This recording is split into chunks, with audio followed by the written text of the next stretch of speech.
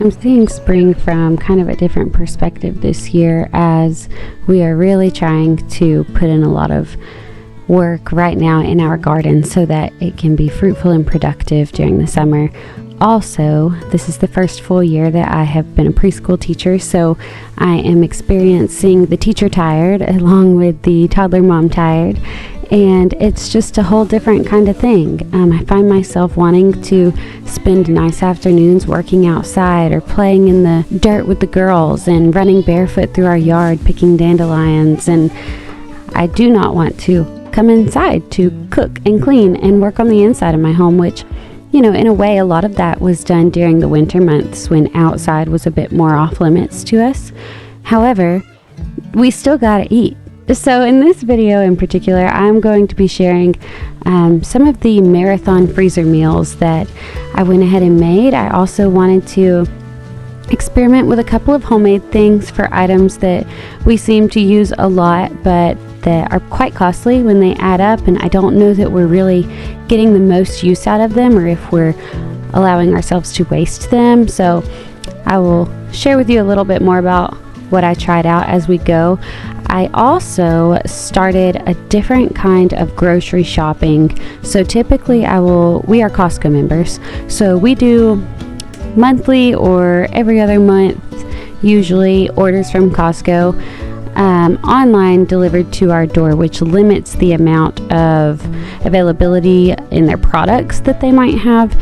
So I kind of struggle with that and end up supplementing with usually every 2 weeks doing like a Walmart grocery pickup order.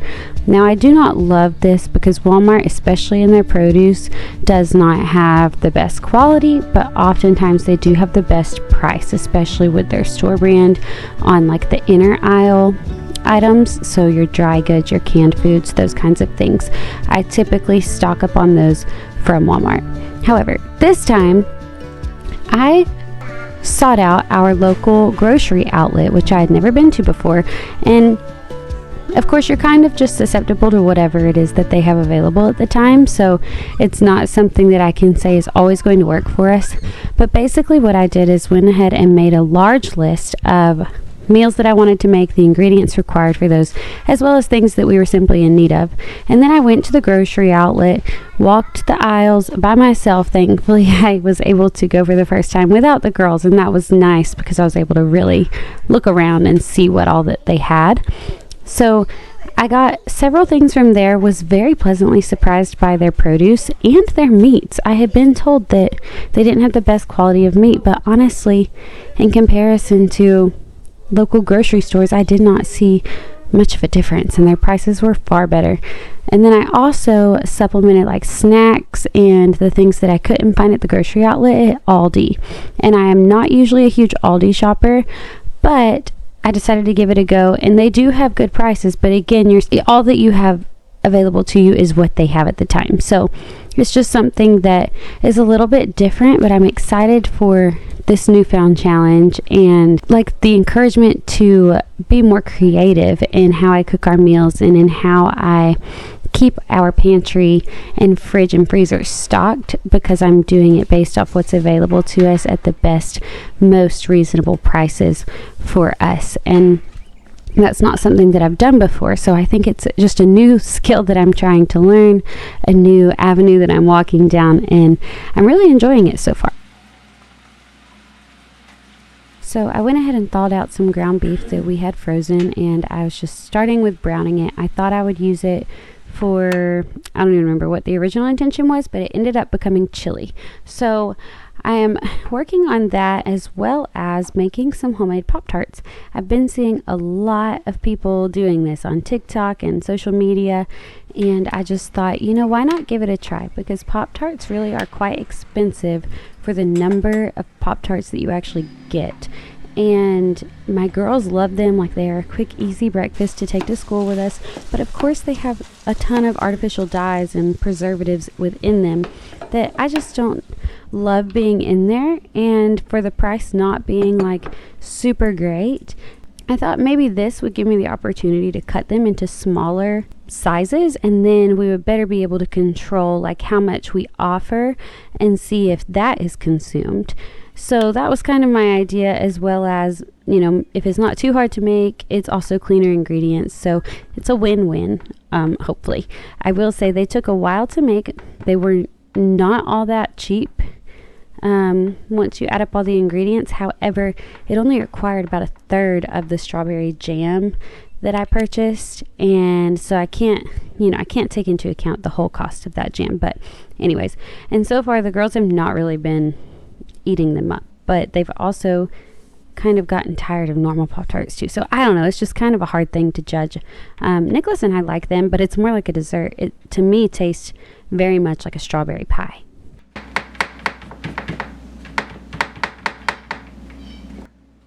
And then, like I said, I am making chili as well.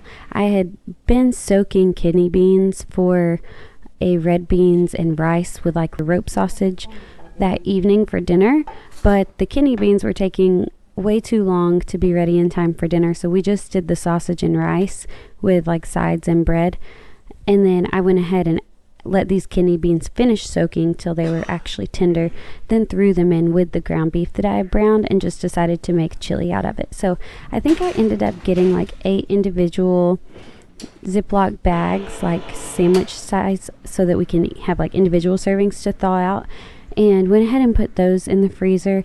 I just love the idea of being able to thaw these things out quickly, or even the ones that aren't completely made, like the chili itself was completely made, so that's different.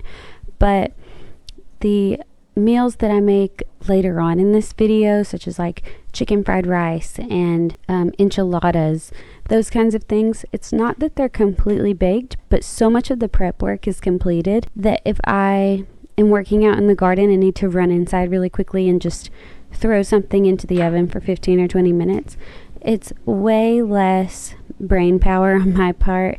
It also is just readily available to us, and it's not something where, you know, most nights we would be like, let's just run out and pick up some fast food, or let's just make sandwiches, or let's do breakfast for dinner. And all of those things are totally fine in moderation, but after a while you get really tired of it and you just want a good home cooked meal that's had some time and thought put into it. So I love having these stocked in our freezer. If you are new here, you may not know this, but we have a bulk pantry storage in our master closet, which is also kind of like our utility room, laundry room. It's very multi-purpose. But on that bulk shelf, we keep canned goods, we keep emergency preparedness foods like large bags of flour and rice and sugar, and like canned meats and water jugs and all kinds of things, like in case of emergency. But we also keep things that we constantly are pulling from and constantly adding back to. So you work from what you got, and then you add to what you got. And I feel like we've gotten a good rhythm going with our dry goods in that sense, with our shelf storage over the last probably 4 years. But I'm excited to dive in more with the freezer side of that as well, because I want to have meals that we are pulling from throughout the week, but not in a way that we are solely relying on that. Like, I'm still going to be cooking during the week, but pulling from what we got and adding to what we have as well. So I love this concept. I have loved it for a long time, like I said, for our pantry storage, and now I'm really, really glad that we're adding to our freezer storage. We also have a chest freezer across the street in a family storage building that we're very grateful to have access to. So we keep extra meats over there. It gives us more room to have the flexibility to do things like this. It's not super easily accessible because we do have to walk across the street for those items. However, it's something where as we start to get low on our supply here in the kitchen, we can replenish with what's over there. And we're just able to add more and more to it because we know that we do have the space. And whenever we have the time to make 2 or 3 dinners in one night, we just go ahead and do that, and then put those over there, out of sight, out of mind, and then we grab them whenever we need them.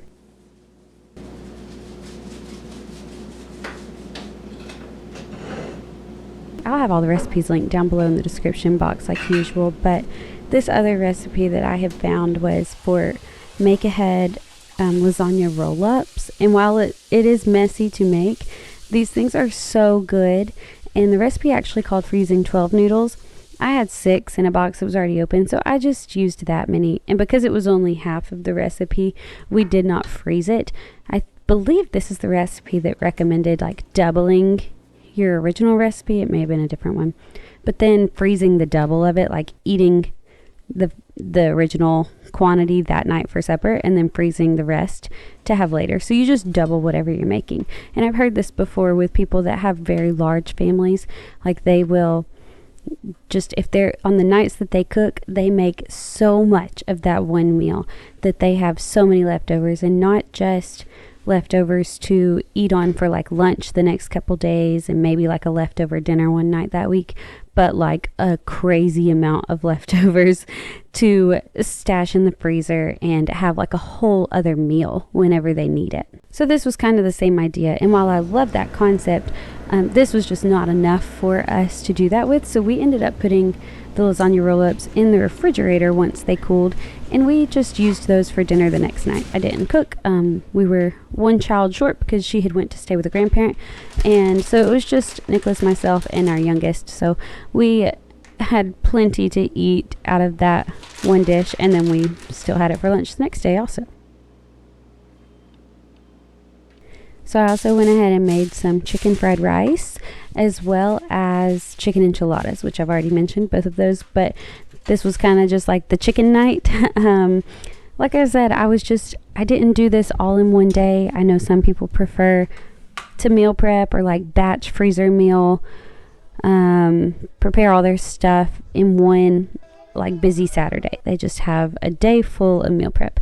And I don't love that idea. Like, I only get one Saturday a week, and personally, I want it to be used on all kinds of different things and not to be tied to my kitchen the whole time. So, for me personally, I prefer using each evening as I'm already cooking, or on some nights of this particular week, whenever we were using a night for leftovers or for sandwich dinner, like something very simple, I would go ahead and make 2 or 3 other dinners to put in storage.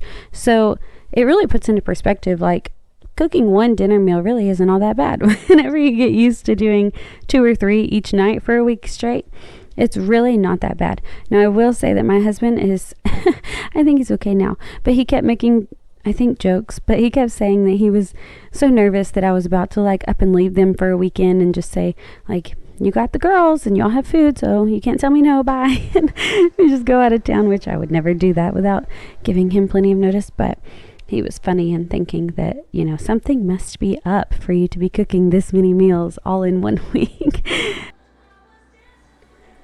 And then breads are another big thing that we try to have on hand all the time, you know, in many different forms. And honestly, like, I know that bread making has become such a trendy thing in recent years, but it is just so ideal and practical to make your own bread at home. It's a skill, like, I know that not everybody thinks this way, but it's a skill in such an art form. I just love having the power. It makes me feel so powerful to be able to create so many different kinds of breads, like breakfast biscuits, breakfast bagels, breakfast cinnamon rolls, scones, all of those. And then you have, like, in this instance, now right here I'm making enchiladas, but previously where you saw me rolling dough, I was making sub rolls.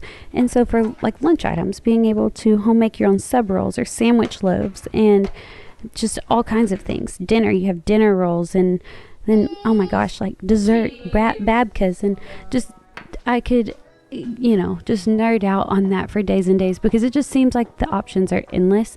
And honestly, whenever you find the right recipes, they are so simple and require so few ingredients that it just does not make sense to buy store-bought bread. It's simply a matter of time, because bread does take time to bake. And I know that not everybody has that. I'm very fortunate to work part-time and stay home part-time and be around my kitchen a lot more than other people. However, I will also say that it's a very intentional effort to live a slow, simple lifestyle. And it's not something that we or I do perfectly by any means. I've been thinking about this a lot lately, that slow and simple living has also become very trendy in the recent past. But I think so often it's in terms of people saying, oh, I want to move to a homestead and just go completely off grid and not have to worry about all of the obligations of society and, my family feeling the pressure to do this and do that. But let's be honest, it's really not practical for the majority of people to do that. Like, land is expensive. We have things that hold us to where we are, whether that be jobs or families, like good things. And so it would be magical in some instances, and honestly, if we were given the opportunity, it'd be hard for us to turn it down, like to just move to Alaska and go completely off grid, especially since I have some best friends that live there. But in reality, I think the majority of us just have to fight for that opportunity to live a slow lifestyle. We have to fight for that freedom for our kids, and that happens in the suburbs, that happens in rural communities, that happens in big cities. It just looks different, and we have to make those choices each and every day, all throughout the day. Like, are we going to commit ourselves to all these different things? Going to choose to keep things simple in order to not add too much stress to our households and the people inside of them. So there's my soapbox about simple living, but maybe just try and make some bread sometime. Maybe you'll feel the same. I don't know. But anyways, I hope that this video has encouraged you to do some freezer meals, do some kind of meal prep, just so that, like, even if you were to get sick, you're not completely without meals. The people in your house aren't completely without meals. Maybe it's giving you some recipe ideas. Like I said, they are linked down in the description box below. And yeah, if nothing else, I hope that it has just gotten you excited for mid to late spring season, as well as summer that is quickly coming. And I'm just looking so forward to all of what is in store for these next few months. I cannot wait to be out working the garden every morning with my girls before the sun gets too hot, and then us spend the rest of our day playing out in the yard and just having the time of our lives this summer. So I hope you're having a great day wherever you're at, and I'll catch you next time. Bye guys.